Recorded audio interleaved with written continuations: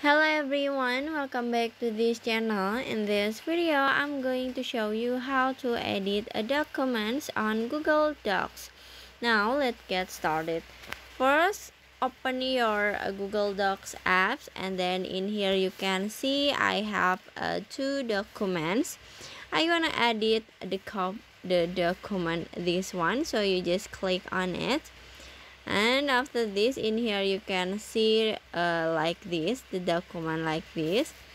I wanna change the name first, so you just tap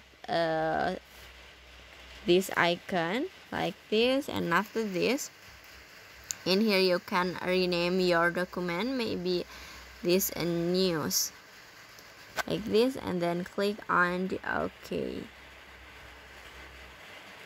And after this, in here you can see the name of the document has been changed. And if you wanna change this text, you just click on the text. Okay, and after this, in here you can add it.